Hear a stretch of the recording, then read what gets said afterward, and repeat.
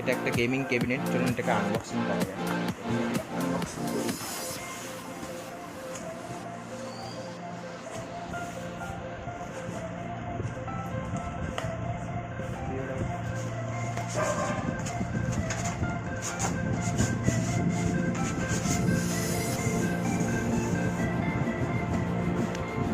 এইভাবে কিছুটা আছে এরকম।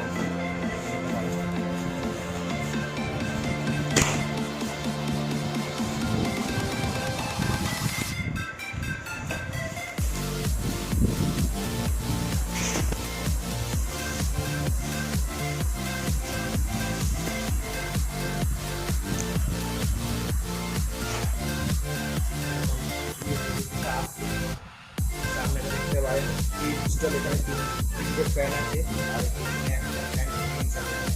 এটা আমি এমডি কম্পিউটার্স থেকে কিনেছি। এমডি কম্পিউটার্সে এটার দাম 300 টাকার কাছাকাছি পড়েছে।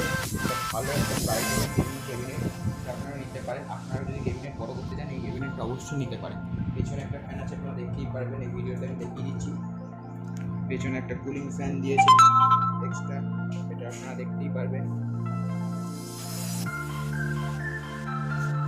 আর আর এই ফেসিলিটি আছে, এখানে আপনাকে একটা জাল দেওয়া হবে, ডাস্ট প্রুফ জালগুলো।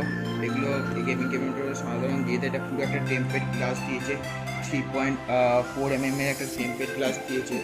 সামনে দিয়েছে একটা অ্যাক্টেনিক গ্লাস, যেটা সার্কেলের গেমিংয়ের একটা সিম্বল দিয়েছে। এটা পুরো একটা অ্যাক্টেনিক গ্লাস, তো এটাকে সামনে রাখবেন।